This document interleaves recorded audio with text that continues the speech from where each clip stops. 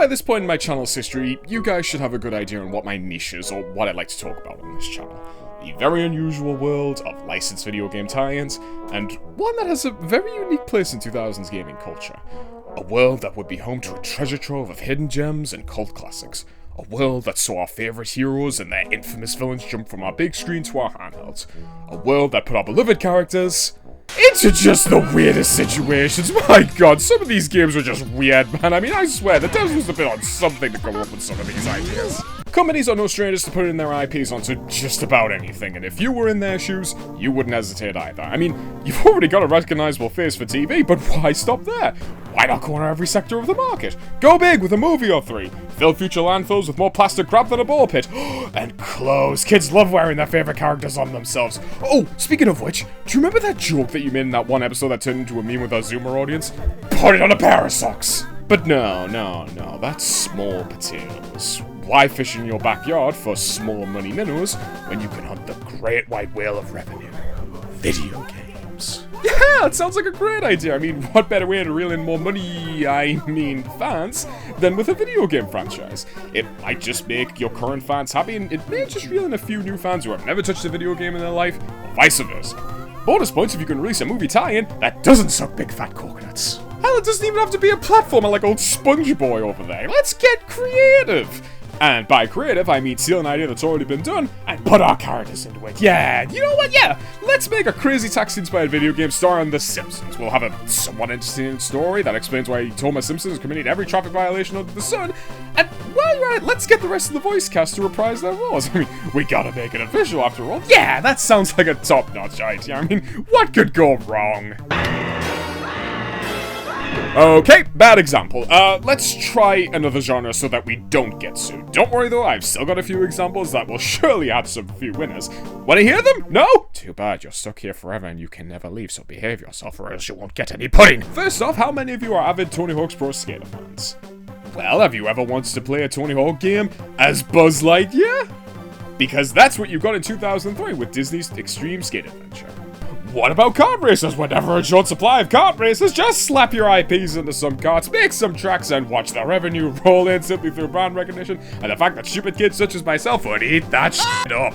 Ever wanted to play a basketball game with the Looney Tunes? Well, you can, thanks to Space Jam on the PlayStation 1. And hey, while you're at it, check out the movie with Michael Jordan. It's a movie. I can't really say anything bad about it because it's actually one of my guilty pleasures that I like to watch every once in a while, mainly because, oh, hey, look, it's the Looney Tunes, and they're helping MJ get his basketball mojo back, and hey, look, they made Lola Bunny hot in this movie.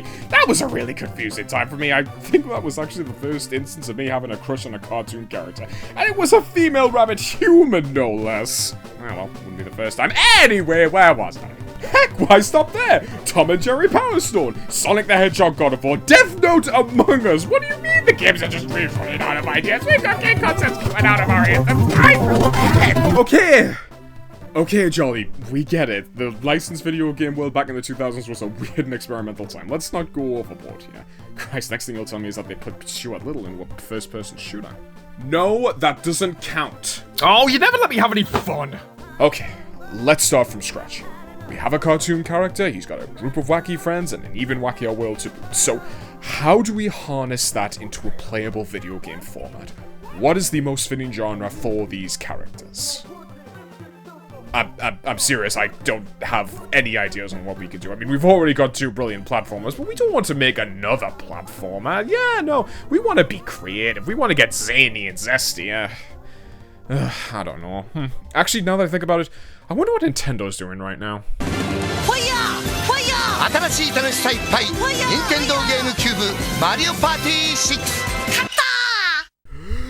Jerry, get in the office! I've got a video game idea! Oh yes, you thought SpongeBob and the gang were exclusively anchored to platformers? Well, I mean, I'm showing you proof to the contrary, so yeah. Now, with this being a SpongeBob game, you'd think our good friends over at Heavy Iron Studios were the ones to once again take the reins and give us another brilliant tie-in. But no, for this game, our developers were actually THQ Australia, a little-known studio in Brisbane, Australia. And if I were to be honest, there's not much to talk about with this little studio, mainly because they barely lived a decade before being closed down during THQ's restructuring and realignment plan back in 2011. But if anyone is still interested in any of the video games they made, well, they obviously made this game back in 2005, but a year before that they were responsible for Jimmy Neutron, Attack of the Twonkies, a video game tie-in based on the TV special of the same name. But also, Avatar The Last Airbender, Avatar The Last Airbender, Avatar The Last Airbender, and The Last Airbender. Yes, the bad one. Thankfully though, we're not talking about that game, we're talking about Lights, Camera, Pants. And upon looking at this box art, does anyone want to take a wild guess as to what this game is all about? Because if you guess Mario Party clone, then you're dead wrong, buddy. It's not a Mario Party clone, because a clone would at least try to incorporate a number of boards to play on. This game doesn't have that. Yep, no boards with their own special gimmick, no items to interfere with your opponents, no dice rolls, and no chance I persuaded anyone to give this game a go after I said that. God, I would be a terrible salesman. Yeah, so if I were to be a little bit more serious here, if you were expecting a game like Mario Party, just don't. It's more akin to a minigame collection, which is obviously very disappointing and probably paints the game in a very bad light. And I can understand that, sure. I mean, you take one look at the box art, the little images on the back, the blurb that boasts 30 levels of madness, and yeah, I won't blame you if you wanted to compare this to the current Mario Party game at the time. And if I'm going to be honest, yeah, it's no contest. Mario Party blows this game out of the water. But for me, personally, I have never really cared about comparing these two games, because I still like both of them. I'm not trying to prove that Lights, Camera, Pants is the better game. I mean, trying to do that would be like the equivalent of trying to convince you to play Concord over Marvel Rivals. No. Today, I just want to go through this game, relive some memories, and share it with you guys. This isn't going to be a review of the game. Heck, I've never branded my videos as reviews. I just want to go through the story again and show off some of the minigames, because surprisingly enough, some of them are no slouches, and with 24 minigames available in the story mode, I've got a lot to go through, so let's stop blabbing. I've already picked out my actors, the cameras are rolling, quiet on the set, places, please! Action! So, what's our story for Lights, Camera, Pants? Well, when in doubt, check the good old-fashioned instruction booklet. For you, young'uns out there, that's what we used to call the book that was included with our game boxes. Bikini Bottom is abuzz! Producer Gil Hammerstein is filming a special episode of the new adventures of Mermaid Man and Barnacle Boy on location in everyone's favorite undersea town. And he's on the hunt for talent. And for some baffling reason, he sees that talent in a fry-cooking sea sponge, a dopey pink starfish, a squirrel, a squid with limiting talent in general, a penny-pinching crab, and a planktonic cephalopod piloting a robotic suit. Look, no offense guys, but the only person who I feel has even a modicum of acting talent is Squidward, so the chances of these two having the talent to bring these roles to life and making these characters even somewhat believable might as well be a goddamn pipe dream. But with no other choice in the matter... Wait, seriously? No one else applies? Okay then. Gil's only option is to take the crew on board and have them duke it out across 3 scenes, as he calls it. We'll just call them minigames. After which, the character who performs the best overall will get the part, with the best one overall awarded the opportunity to partake in the... Super villain role. Well, we've got our objective. I see no reason to keep the guy waiting. Look out, Bikini Bottom! You're gonna be seeing this squishy yellow face more times than the actual stars. I can guarantee that. Miss Pennington, get me the first contest host on the line. No! Alright then, let's get our hands greasy with our first trio of minigames at the Krusty Krab for the role as the waiter. But not before Gil, and by extension we, as the audience, get introduced to our host for these minigames. And I would go into deeper detail as to why I love these segments, but I'll just keep it short and sweet and just point to the fact that they got almost all the original voice cast to reprise their roles. I say almost because unfortunately they couldn't get Ernest Borgnine back for Mermaid Man, instead getting Joe Alasky to voice him. Oh, and here's another surprise for you. Did you know they managed to get Nolan North to voice Gil? Yeah, I've got nothing else to say to that. I just find that really funny seeing his humble begins before he voiced Nathan Drake and essentially became the voice of our childhoods. Anywho, let's start off with our first minigame, Flipping Out. A 2 vs 2 minigame that has us flipping Krabby Patties to your buddy and catching the ones that they flip to you. Whatever you do, however, don't flip those nasty green chum bucket patties at them, because if you do, you'll lose points. And yeah, that's basically it. No! In all seriousness, this is a great first minigame and already one of my top 10 favorites. It's a minigame that requires you to work together and trust that your teammate won't flip one of those nasty green health code violations at you. And, as a bonus, if you catch all the patties thrown at you, you actually gain a bonus of 100 points. So, yes, there is more to this minigame than just flipping everything at your teammates and hoping for the best. Our second minigame is... Order!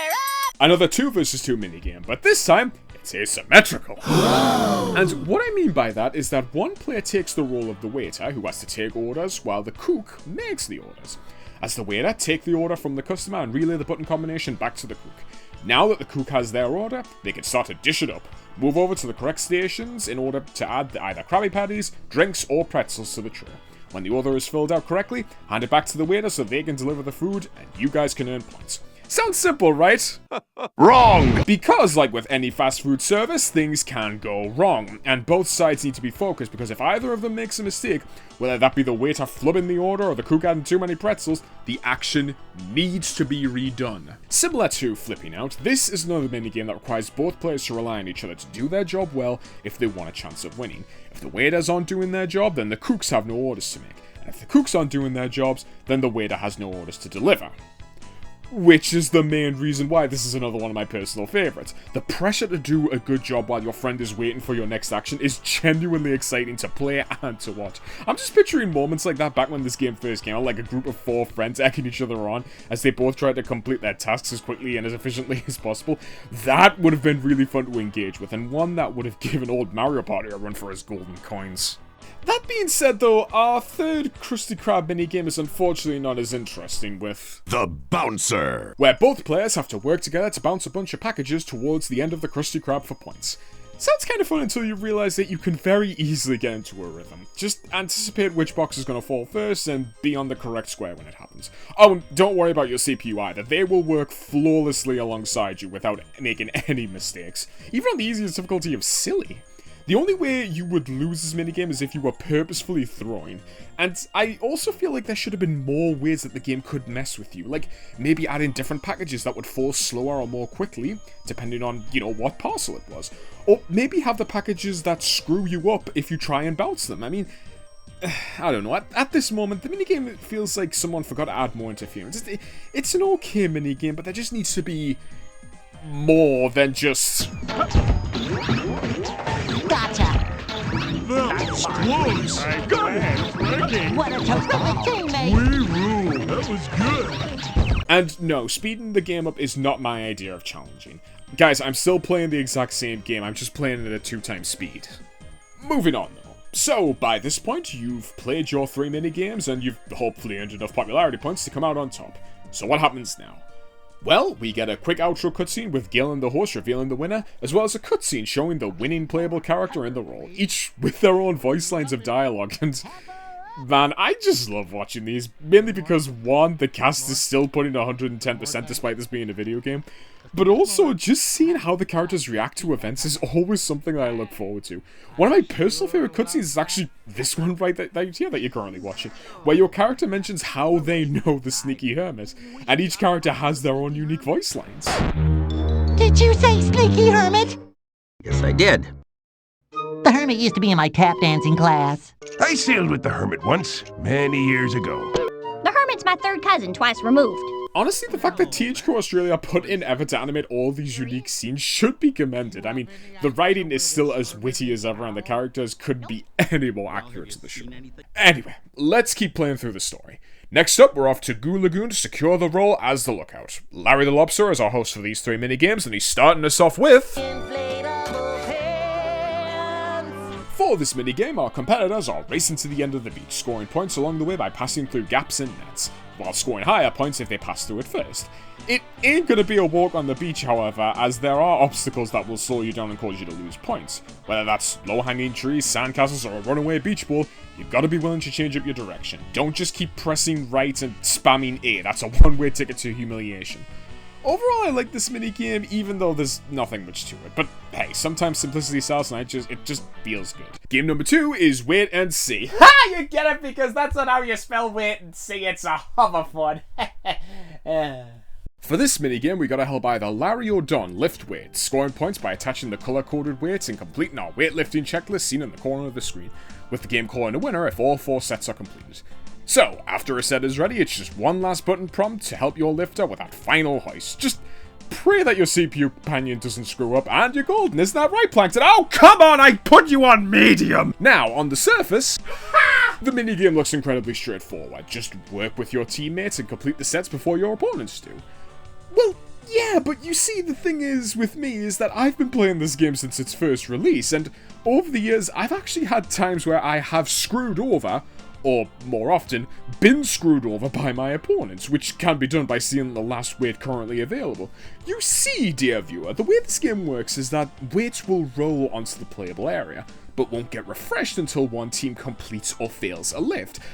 Actually, you know what, better yet, I'll show you what I mean instead of trying to explain to you. So, in this clip, we've just started the minigame. Now, me personally, I want to start off with the hardest set first, you know, get the tough one out of the way and start moving down to the easier ones. So, me and Plankton both successfully find a green weight and attach it on. Okay, cool. Next, I immediately go over to a blue weight, hoping that Plankton does the same. Well, I guess he didn't get the memo, because instead of mirroring my actions, he decides to go off and find another green weight. Okay, fine. I'm a little cheesed that the CPU didn't follow my instructions, but that's fine. I'll just drop this blue weight and find another. Oh, balls. The enemy team snatched the last one, and now we're falling behind. Now, is that my fault, or is that Plankton's fault? Please cast your votes in the comments. No, I'm joking. It's his fault. It's always his fault. Did you know that he went to college? You wouldn't know by looking at this clip! Our final game is Surf Rescue. Yes, that is its name. Using a fishing rod, reeling the items drifting out to sea to score points, with more points being awarded depending on how far the items floated out to sea. But that's not all, folks, because the 2 intervals, beach balls will spawn, awarding a big bonus of points. This is the chance for players to etch out a bigger lead, or to close the gap if they've been left in the dust. But that's not going to matter if you can't land your shots, so lucky for you, good old Uncle Jolly is here to tell you a little tip that might help you.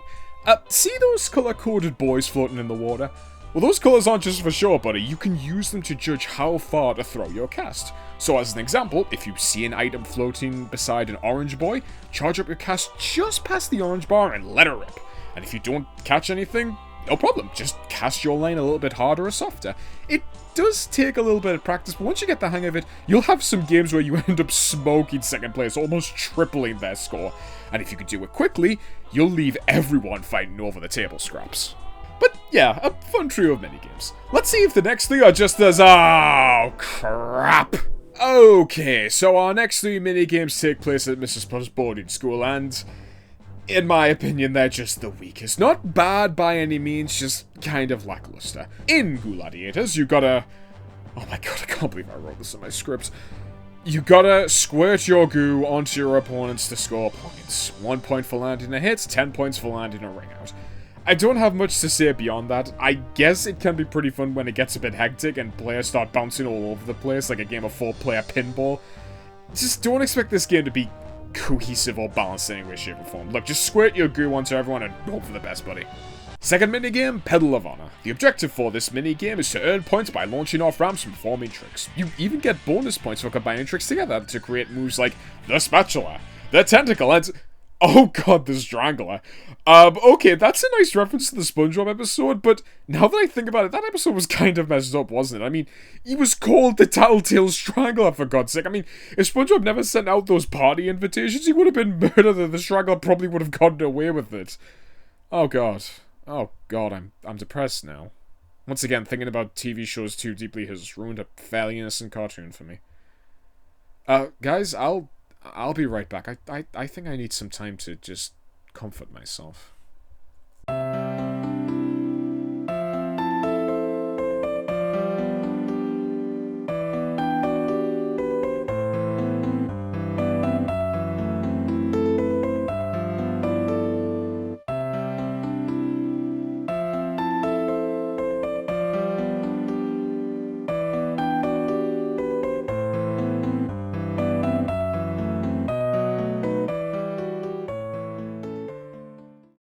Okay guys, I'm back. Sorry about that, my childhood was briefly shattered there for a moment. Where was I? Ah, yes, Pedal of Honor, right. So, our objective for this minigame is to score points by pedaling up ramps and, while in the air, perform some tricks before you hit the ground. Don't pull off too many tricks or else you'll wipe out and lose any points that you could have potentially gotten. Sounds straightforward, right? Well, sure, but that doesn't mean the minigame doesn't have one glaring flaw. And that's with the predictability of it all. Once you realize how high you fly on each of the ramps, it becomes way too easy to just spam the same button combinations ad nauseum. For me personally, my 100% go-to, never-fail strategy is to just spam 3 short moves on the small purple ramps, one small and one medium move on the purple medium ramps, and a short, medium, and long move on the large green ramps. You probably won't see it in this clip because I got so bored of doing the same moves, I just had to shake it up, but yeah, follow these routines, don't crash, and you'll win every single time. Look, even on the smart difficulty. And if you think I'm exaggerating, no, I'm not. This entire minigame is just...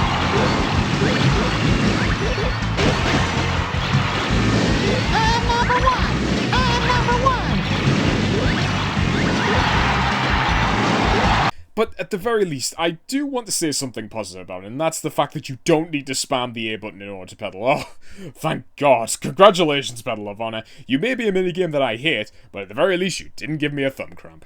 Game number 3 is... Floor it? Yes. No! No! Don't floor it! Floor it? No! No! Don't floor it! Okay, floor it! Floor It has us race around a racetrack at Mrs. Puff's boarding school.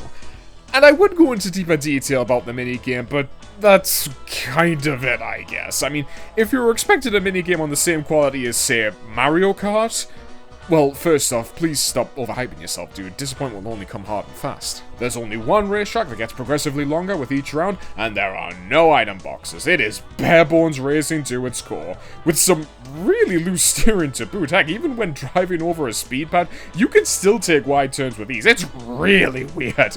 I don't think I've ever played a racing game with such loose turning. So much so that on the 5th lap of race 1, I turned too quickly and gave SpongeBob whiplash. Don't worry, kids. He'll be fine. He's a sea sponge after all. The guy doesn't need an airbag. In fact, he could literally be used as your airbag. But, yeah, I think I've said my piece on these minigames. Like I said, Ghoul Gladiators was probably the most fun one out of the trio, but Floor It was just uneventful, and Pedal of Honor was just mindless. Ugh. Come on, game, give me something that'll put a spring in my step. A minigame where I have to focus, or you know what? Better yet, do you have any minigames that play to my strengths? I mean, I've got a good sense of rhythm. Have you got anything for that? Yeah! Oh, life camera pants, you scamp! Next up, the Sand Stadium, and yeah, if you couldn't already tell, these are the minigames that I always look forward to whenever I play this game. Sure, they're not the most complex, but there's just something about them that just clicks with my brain and unlocks all the dopamine. And who better to host these 3 minigames than Squilliam Fancy Son, who's got us 3, auditions ready to put us through our paces. And our first one of this trio is Rock Bottom, or as I like to call it, Guitar Hero for the musically incapable. For Rock Bottom, tap or hold the buttons to play notes and keep a combo going for a score multiplier. Yeah, that's all I've really got to say when it comes to gameplay. But presentation-wise, my god, THQ in Australia went all out for this. For starters, towards the end of every song, each character gets a solo. This doesn't offer the soloist any additional points, it's just for flash and spectacle. Just don't do what I did when I was younger and get distracted by it. You still need to play your notes. And secondly, yes, the characters do actually play the song when they hit the prompts. And if they miss a prompt, well then they just don't play that part of the song. Which is funny to me when you realize that putting the CPU's difficulty on silly will make them miss a lot of prompts, meaning that most of the song will just end up with just so much dead air in it. Actually, I've never tried this before, but what happens if all characters were controlled by players and they just didn't play the song? Oh, one moment guys, my curiosity has once again distracted me from getting this video done.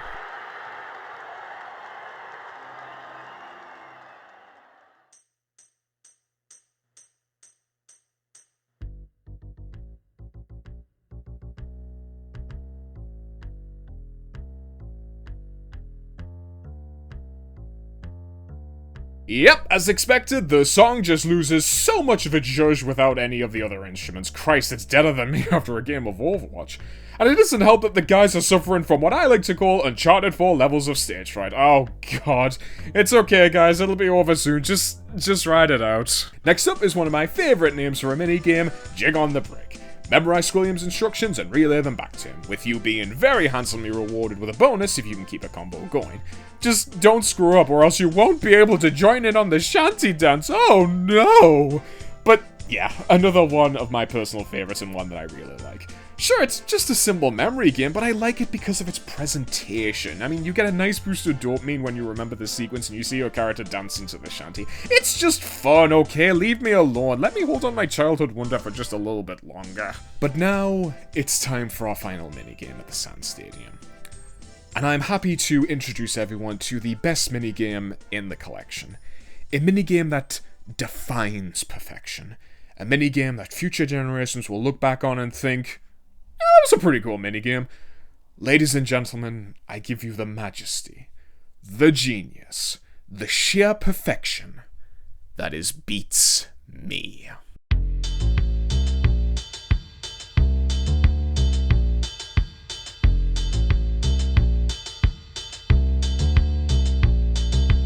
Copy this.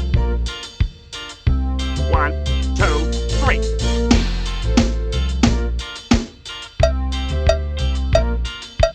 Wait a minute, Jolly, isn't this just 4-player rhythm heaven? Yeah, it is, and it's awesome, huh? Okay, maybe I'm slightly exaggerating here, but no joke. If I were to rate these minigames, I would say Beats Me is definitely in my top 3. It's that good. And no, I'm not being biased. Sure, I may be really good at this minigame, I can always get through it flawlessly, but no, I'm not being biased. There's obviously more to that. For starters, this is one of those minigames that requires genuine skill and practice. Keeping a beat is the name of the minigame, and while the game is quite generous with allowing you to be off by just a tiny bit, you still need to keep a good beat if you want a maximum score of 20 per set. You also need to pay attention to the specific beat that Squilliam is playing. It won't always be the left or the right sided drum. Sometimes Squilliam will jump back and forth, sometimes he'll play 3 rapid beats in a row, and sometimes your character won't even get to play. Yep, during Squilliam's beat, pay attention to the stage light underneath your characters. That will symbolize whether it's your turn or not. If the lights are on, get ready to play the beat. If the lights is off, then wait your turn. Now, as far as I'm aware, this game is really good at balancing who gets to play. I've never had any unfair instances where my opponents have had more goes than me. So like I said, it's down to you and your individual skill playing the beat. You've got no one to blame but yourself if you're falling behind. So stop bleating on and start beating off. That was a terrible line. Why the hell did I frickin' write that? And with that, we unfortunately have to say goodbye to the best minigames in the bunch. But good news is, we've already reached our halfway mark in the story mode. It's all downhill from here.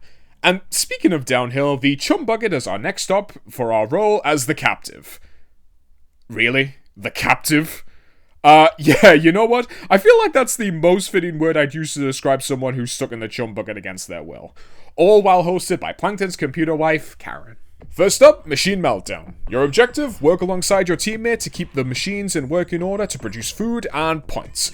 But don't get overconfident there, kiddo, because while you're focusing on keeping these machines fixed up, you also need to make sure that your generator is in top condition as well, because if that goes down, everything shuts off and you stop earning points, requiring both players to restart the generator. Well, I say both players, I mean one player can fix it by themselves, but it's just more efficient if both players pitch in. Now, at first glance, it doesn't look very interesting, does it? And yeah, you're right, just keep everything topped up and make a break for the generator when it gets busted. But that's only because I'm playing alongside a CPU who I can't communicate with. A CPU who I can't pester when they do something wrong. A CPU who does everything flawlessly without hesitation. Come on, game, that's just boring. Where's the panic? Where are those unlucky moments that friends fight over? It's just not as fun playing alongside a CPU. Basically what I'm saying is, I would be having a lot more fun with this minigame if I just had friends to play with. And I know what some of you are gonna say. Well, yeah, obviously, Jolly, you're playing a party game solo. What did you expect? Well, yeah, but the problem is that I didn't have any friends available to play with me when I was getting footage for this video. And also because I don't think anyone likes me. Next minigame is Surface Tension, and we gotta pop bubbles to score points. No gimmicks here, guys, just make like a can of Pringles. Pop and do not stop. Of course, this minigame isn't without its wacky events, and similar to Surf Rest Goo, events will crop up for a chance to earn extra points, with events like Dirty Bubble Blast and Bubble Blitz. Just stay clear of those holes in the arena, because falling into one will get your character trapped in a bubble, wasting you a little bit of time. That, and the fact that players can also save you and earn additional points. Yeah, not only are you screwing yourself over by wasting time, but you're also rewarding your opponents with more points because of your stupidity. Something that I capitalized on during my playthrough. And hey, that had to have helped me because I ended up smoking second place towards the end. We're up to our final minigame of the Chum Bucket. Charge is not only the name of our minigame, but it's also what we need to do in order to score points. Recharge yourself before zapping spinners to your colour. And if you want to get really fancy, you can make triangles for bonus points. Ooh. Also, pro tip from me, be prepared for the 2 power surge events that occur throughout the minigame, as all your points are now doubled. Yeah, really fun minigame. My only problem is that the characters have to throw out a comment every time they do something, whether that be charging themselves up or touching one of those spin-out things. And to some of you, I know that's going to get really annoying. But look on the bright side, you do sometimes get dialogue like this that makes me chuckle. This can't be good for me. Yes, SpongeBob, you would be if you had 100 volts coursing through your squishy yellow body. Well, with the Chump Bucket minigames wrapped up, let's move on to Jellyfish Fields for the role as the Hunter. And our host for these 3 minigames is Kevin C. Cucumber of all characters. Wow, that's a throwback. And similar to the episode that he first appeared in, he's getting stung by jellyfish. Fine. Ow! Just fine. Ow! Ugh, might want to put something on that, Kevin. Hey, SpongeBob, you got any homemade cures for jellyfish stings? Well, according to the Jellyfisher Field Manual, severe jellyfish stings can be treated effectively by applying a thick layer of king jellyfish jelly to the affected areas. Jellyfish? Yeah, sorry, Kevin, you're on your own for that one. We've got minigames to play, starting off with Jellyfish Jamboree. Catch a maximum of 5 jellyfish and slingshot them into your character's jellyfish extractor. And I exaggerate the word your, because if you end up slingshotting your jellyfish into your opponent's extractor, then they gain the points, so yeah, maybe don't do that if you want to win. Oh, and also watch out for the whirlpools that spawn in every once in a while, which can be a help and a hindrance. It's a help because if the jellyfish are caught in the whirlpool, they'll spool together when they escape, which can be a great way to earn jellyfish fast. But it's also a hindrance because if you're caught in it, not only are you wasting time spinning around in there, but after you've been thoroughly spin cycled, you'll lose all your jellyfish that you've caught, meaning easy pickings for your opponents. Next up, a minigame that sounds like you're playing basketball with our squishy yellow buddies. Jellyfish Swish has us bungee jumping to catch jellyfish below. This one is actually a little bit more complicated than it looks, requiring good positioning and timing. You see, the way this minigame works is that you have to hold the button down to jump. Then, while you're, bungeeing, I guess is the word, release the A button and your character will swing their net, with any and all jellyfish caught in that swing added to your points. This swing is also very generous, and the reason for that is because this minigame wants you to catch multiple jellies in one swing, and that's something that I would also encourage as well, because catching 3 or more jellies in one swing not only means less jellies for your opponents to catch, but also because you're awarded bonus points for multi-catches. Overall, nothing too special, but a really cool minigame nonetheless if you know what you're doing. But remember, this is only minigame number 2. Let's finish off with... oh boy. Well, it's been a while since we've had an asymmetrical 2 vs 2 minigame. Let's have another. The Tide Piper has us playing as either the Piper or the Netter. The Piper's job is to change the colour of the jellyfish to their team's colour, after which the Netter has to catch the jellies and secure them in their respected cage. Points are earned through either the Piper changing the jellyfish's colour, or when the Netter brings the jellyfish to the cage. Now, everything sounds pretty straightforward so far if you ask me, but little did we know that THQ Australia would choose the path of chaotic evil. Everything would have been perfectly fine and hunky-dory if both teams couldn't interfere with each other. But that's not the world we live in, is it? There's a saying in the competitive Tide Piper scene: the Piper giveth, and the Piper taketh away. And I say that because netters can't interfere with each other like they were kings in a game of chess. They do not fear each other. The Pipers, however, is like a queen securing a checkmate on an unguarded king. And if you are unfortunate enough to be given the role of the netter, you need the assistance of the Piper to aid you. For without them you cannot score points, but more pressingly, you are left defenseless against the enemy Piper.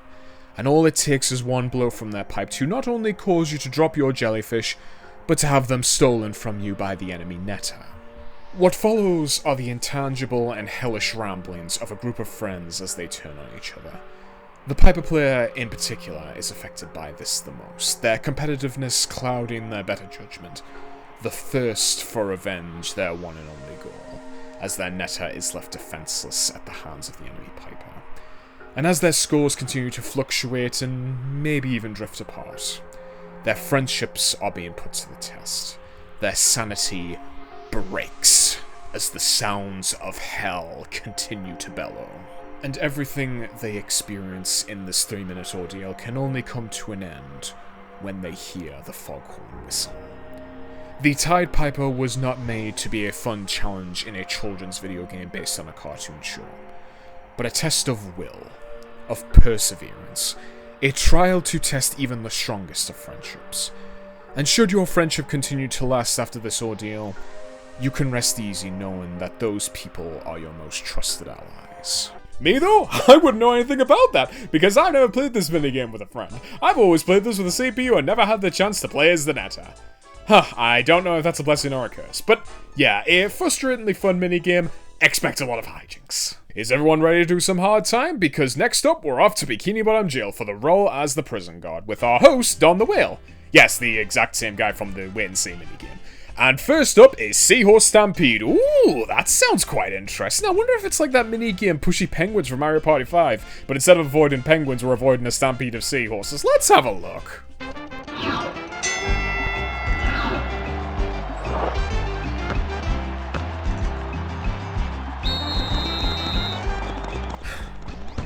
Why do I keep overhyping myself? No, of course not. I don't mean any disrespect towards Seahorse Stampede. I really do like this minigame. I mean, at its bare bones, it might just be 2 versus 2 football, but it's still fun. Granted, it can be cheesed to hell and high water with my special technique of running towards the goalie, quickly tilting up and shooting, leading to a goal almost every single time, but it's still a fun shake-up. I mean, come on, if Mario Party can get away with mini-games where all you do is spin the stick or spam the buttons or shake the Wii remote in a suggestive manner, I think Lights Camera Pants can get away with one so-so mini-game. Also, I just like the mariachi-sounded music they chose for this game. Next up is what happened to my face when I hit puberty. Breaking out. Get as many prisoners out of jail as possible and avoid the spotlights to avoid getting grabbed by the claw machine security system that the jail has installed for some reason. Breaking Out is a really fun, fast-paced minigame that has an air of trolling to it. For starters, there are only 3 spaces to get prisoners, so if all 3 are taken up by players and you're the last one there, well, tough spuds, kid, it looks like you're gonna have to wait your turn. And secondly, what you can do if you're skilled enough is purposefully get caught by the spotlight and, pass it on to another player. Yeah, it's not a bug, it's a feature, and as the game goes on, more spotlights are added, making it easier and more likely to catch someone out. I mean, you can see it here in this clip. We already have to deal with 2 spotlights, but Squidward, that saggy-nosed troll, thought it would be funny to purposefully get caught by the spotlight and try to pass it on to me. And then a few seconds later, he tries it again when I'm vulnerable. What the hell, Squidward? Go and pick on someone else. You do that again, and I'm turning you into calamari. Finally is Rubble Rabble. Wait, isn't that the same thing that Bigfoot monster said in that one episode of Billy and Mandy? Raggle Fraggle! Oh no, it was Raggle Fraggle. Oh well, he's a mistake to make. In Rubble Rabble, both teams need to smash open rocks to allow the gold and diamonds to pass through the grinder, with points being awarded should they successfully pass through. But if you want to earn points, you gotta keep that grinder clear of rocks, because if a rock is jamming the grinder, then get rid of it because you're not earning any points. Now, I know what some of you are going to start thinking. Oh, well, Jolly, wouldn't it be easy just to spam swing at the rocks when they're more closer to the middle of the conveyor belt? You stupid. Yeah, sure, buddy. You try doing that and see how far that gets you. No. That's not going to work here, buddy.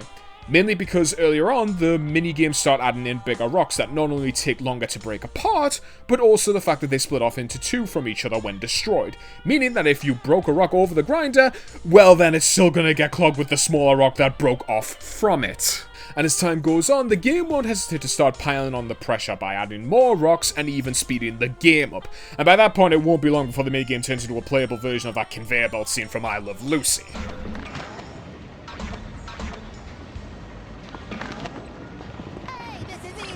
A few moments later. And now, ladies and gentlemen, we've reached our final trio of minigames. We're heading downtown for a shot at the stunt double position, hosted by the one and only Cannonball Jenkins himself. Wow. And I thought Kevin C. Cucumber was a deep character callback. I almost forgot he was a character in the series, actually, but honestly, I couldn't think of a more perfect host for the stunt double tryouts. First up, blistering barnacles. Situated on some scaffolding on the side of the sea needle, scrape off the barnacles to earn points with a blistering bonus being awarded to the team that finishes the set first. Of course, it's not just scraping barnacles off the side of the sea needle. You will also have to make sure that you and your teammate keep the scaffolding straight so that the bucket doesn't slide off the edge and spill out some of your collected barnacles and points. Now, right off the bat, I can immediately see what THQ Australia were trying to do with this minigame.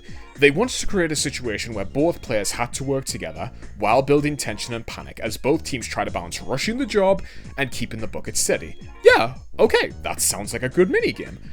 There's just one problem with that though. The penalty for losing barnacles is so negligible that personally I don't care when the bucket tips over. Whenever I play this minigame, I'm not worried about losing barnacles. I just want to get through the set as quickly as possible because that's how you strengthen your lead. Whenever I play this minigame, not once have I ever went, oh no, I lost 1 point, we'll never catch up now when my bucket tips over, because that loss will immediately be covered over when I earn the blistering bonus. Look, I like the idea of the minigame, but I think some things needed to be tweaked to help raise the stakes. In my opinion, I think there should be a more dangerous penalty for letting your bucket tip over. Maybe every second your bucket is tipping over, you lose 1 point. What about basing the number of points lost on how quick or roughly your bucket slides across the scaffolding? Or better yet, have the player deal with hazards while trying to scrape off the barnacles, like strong winds, birds flying by to pester you, or just have fish folk open windows to bump you and cause you to wobble. By all means, keep the race for the blistering bonus intact for those players who want to take the risk. But there needs to be a little bit more to this minigame to make every playthrough feel just a little bit different, you know? Rope burn is next then. Ooh, my favorite. It's another asymmetrical 2 versus 2 minigame. Teams, as usual, you're splitting off into 2 rows. Runners, your job is to grab the correct color-coded battery and insert them into the terminals of the same color, which speeds up the climbers and allows them to earn points more effectively. Climbers, you just keep climbing that rope and watch out for any open windows. We need you to get past them without bumping your head on them so we can earn 10 points per window you pass. So, yeah, no pressure. Oh, and runners, don't think you can slack off either. Those terminals will change color and your climber is relying on you to give them constant boosts. So both of you need to lock in. And remember, licking doorknobs is illegal on other planets. And so, here we are. Our final minigame for the story mode. We've played through 23 minigames, each of varying quality.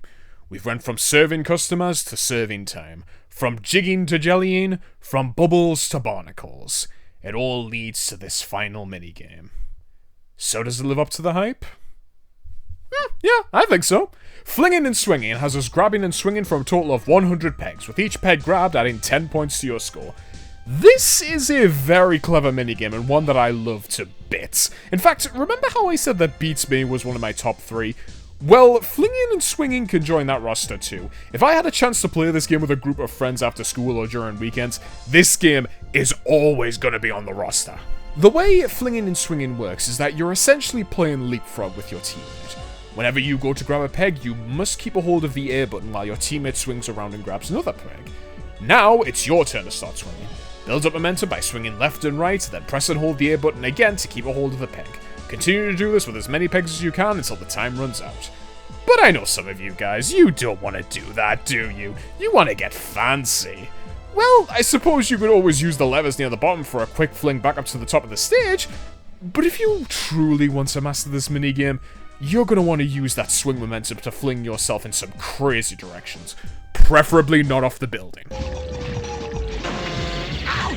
Oh, it's tricky to master for sure, but if you can get the hang of this minigame's weird swing physics, you can make some seriously ridiculous shortcuts for yourself. But on that note, that's all the minigames and all the roles have been filled in. But there's still one question that needs to be answered. Who is the winner of the Super Villain role? Gee, I wonder who it could possibly be. Could it be the character who has earned the most popularity points and has taken all the roles to himself? Yeah, of course, it's SpongeBob. Yep, congrats to SpongeBob for winning the most popularity points, winning all the roles, and getting his very own IMDb page. Good luck, kid, you're gonna go far.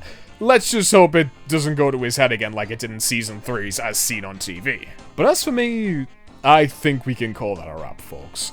And once again, I just want to thank everyone for joining me on another nostalgic trip down memory lane. Lights Camera Pants was a weird game for me growing up. It was a game that was there to kind of fill in the void that I was missing out on. And that being the Mario Party craze that was sweeping around the mid-2000s. I knew of Mario Party growing up. I would see games on sale at game shops and supermarkets all the time. Not to mention a very weird advertisement in a magazine, but because I was a PlayStation 2 kid up until we got a Wii, yeah, I never got the chance to play them. That also meant no Super Mario Sunshine, no Paper Mario, no Mario Kart, no Super Smash Bros., no Legend of Zelda. All these games were off the table, and to say that my young self was a little jealous would be kind of an understatement. So I did what I could to, fill in the void. Ah, there's that phrase again. That meant searching and buying games that were available on the PlayStation 2 and substituting them for Nintendo's greatest. Games like Ty the Tasmanian Tiger was my substitute for games like Super Mario 64 and Sunshine. Fighting games like Naruto Ultimate Ninja and the Dragon Ball Budokai Tenkaichi series substituted Super Smash Bros. And racing games like Crash Tag Team Racing and Sonic Riders filled in those Mario Kart cranes I had. And then we get to this game. Party games were a bit of a niche genre back in the mid-2000s, and what's even worse is that some of them were just plain terrible. So much so that if you wanted the definitive party experience, it was Mario Party or bust. Then one day while watching telly, I see this advert for Lights, Camera, Pants. And I knew I had found my void filler. It's just too bad that most people won't see it that way and immediately jump to thinking that this is a cheap imitation or a rip-off and make the usual jokes of, we have Mario Party at home, lol. It also doesn't help the fact that Mario Party games were constantly building on top of each other since 1998, adding new mini-games, new boards, different bonus features depending on the game, and a whole lot more. I mean, what does Lights, Camera, Pants have going for it? Oh, half the mini-games the first Mario Party game had, and the ability to watch the special episode with full control over who gets which part?